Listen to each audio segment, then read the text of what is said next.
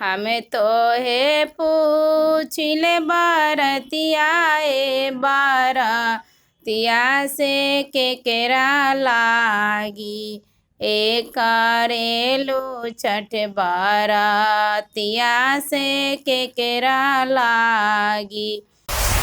नमस्कार, मैं इम्तियाजुल हक, आप देख रहे हैं final post news Bihar.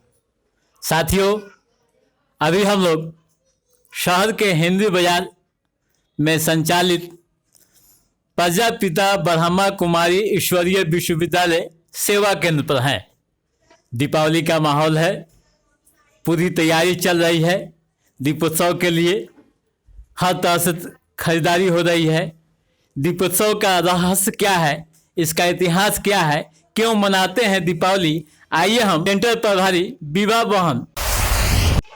Bharat एक धार्मिक देश है जहाँ आए दिन कोई ना कोई पर्व आते हैं और यहाँ उत्सव मनाते हैं, खुशियाँ मनाते हैं। वर्तमान समय में दीपावली आया है और इस दीपावली को बहुत खुशियों से धूमधाम से मनाते हैं।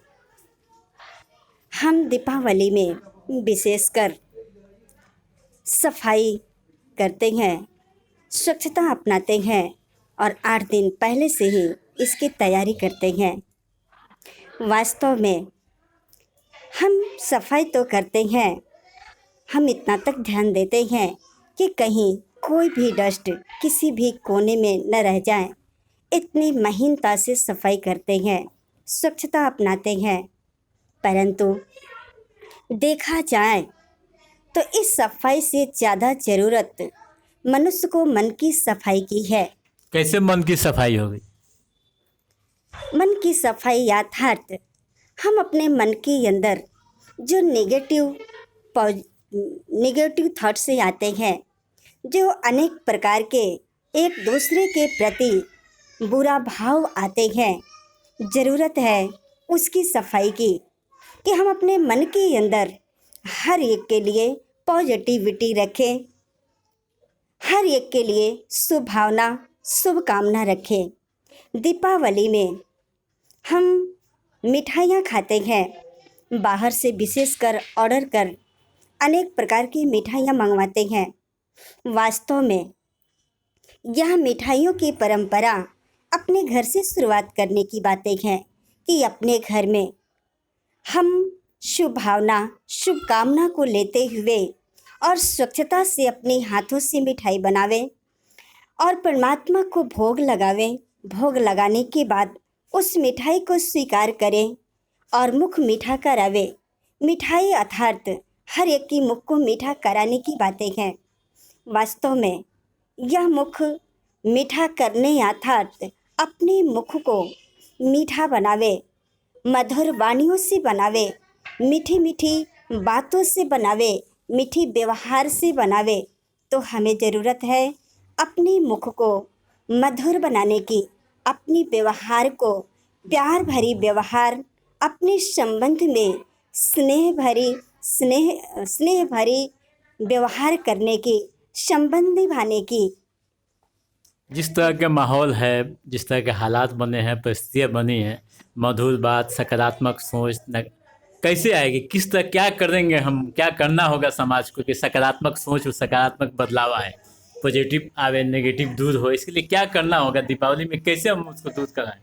जी, दीपावली में जो हम इसके बदलाव करने के लिए अपने आप को परिवर्तन करने की जो बातें कर रहे हैं, यह परिवर्तन के लिए एक दूसरे यादगार और भी उसमें मनाते हैं कि हम दीवा जलाते हैं और दीवा जलाने से वो 3 चीज़ें दीवा के साथ जुड़ी हुई होती है।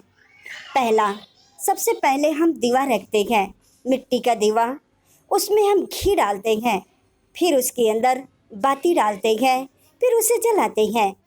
अर्थात यह हम मनुष्य का देह की बात है कि हम मानव जाति जो अनेक जातियों की देह में धर्म में फंसे हुए हैं, इस देह के अंदर परम ज्योत जगने वाली आत्मा है।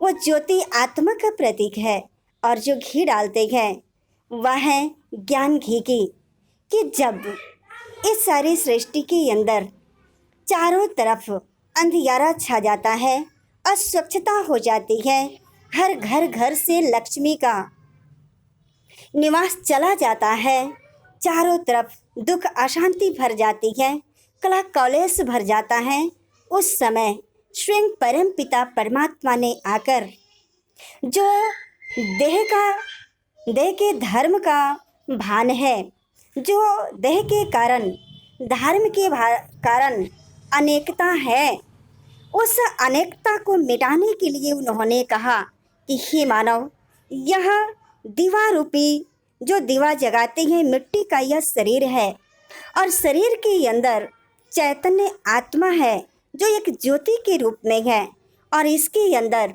परमात्मा ज्ञान रूपी घी डालो। जब ये परमात्मा ज्ञान रूपी घी हम आत्मा के अंदर आ जाती है तो दीवा अर्थात सदा देना, इसलिए हम लक्ष्मी के हाथों में दिखाते हैं कि सदा वो पैसे को दिखाते हैं, हर एक को देने का वरदानी हाथ दिखाते हैं। तो यह सदा हमें देना ही है, तो हर एक के लिए शुभ भावना शुभकामना रखेंगे। जब अपने आत्मा की ज्योति को जगाकर उसमें परमात्मा के ज्ञान को भरेंगे और देना, हर एक के अंदर यह देना जब आ जाएगा तो यह सृष्टि के अंदर जो अशांतियाँ हैं, अस्वच्छता है या दरिद्रता है, यह सब कुछ दूर चली जाएगी और हर एक के घर के अंदर खुशियों की, ज्ञान की, रोशनी की और प्यार की दीपक सदा जलती रहेगी। आपस में हम मधुर भाव, मधुर मिलन और स्नेह भरी व्यवहार करते रहेंगे तो यही धरती, यही भारत स्वर्ग बन जाएगा और हर एक के घर में लक्ष्मी ही लक्ष्मी हो जाएगी, लक्ष्मी का निवास हो जाएगा। लक्ष्मी के पास हम गणेश को दिखाते हैं, अर्थात गणेश जी गुणों की प्रतीक है और श्री लक्ष्मी धन की प्रतीक है। तो यहाँ ज्ञान धन जहाँ रहता है, हो सकता है कि जहाँ यह स्थूल संपत्ति हो वहाँ बुद्धि नहीं हो तो दुरुपयोग होता है, इसलिए वहाँ गणेश जी को दिखाते अर्थात जहाँ संपत्ति हो वहाँ बुद्धि हो तो उससे धन का सदुपयोग होता है और सदुपयोग के साथ साथ जन कल्याण होता है। जहाँ संपत्ति होती है, बुद्धि नहीं होती, वहाँ दुरुपयोग होता है। इस कारण हम घर घर में लक्ष्मी की पूजा करते हैं और गणेश जी को हम लक्ष्मी के बगल में जरूर रखते हैं।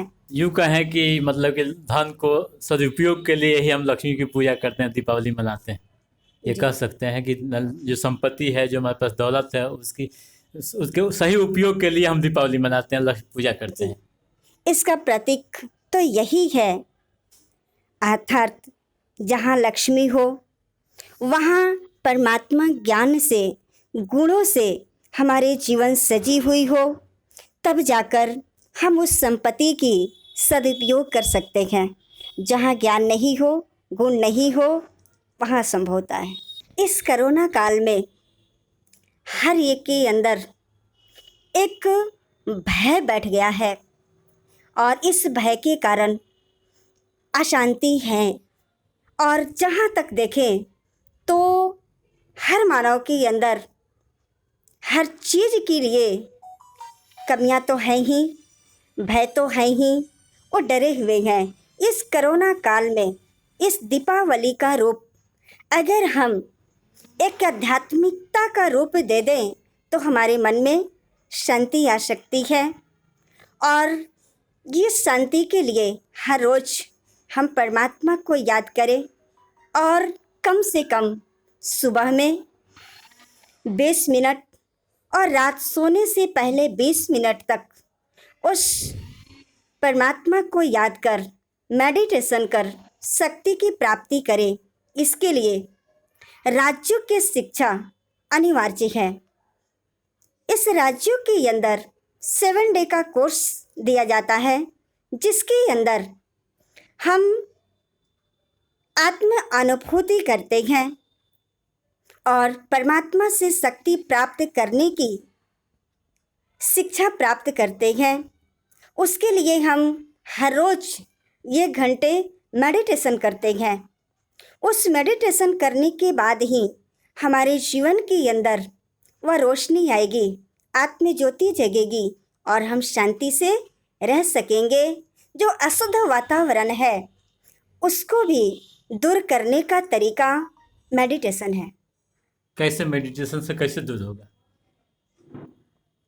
मेडिटेशन का अर्थ ही होता है निगेटिविटी को बदल पॉजिटिविटी को भरना, और वह संभव तब है जब आप हर रोज राजयोग की अभ्यास करें। आप देखते रहिए फाइनल पोस्ट। हमें दीजिए इजाजत। नमस्कार।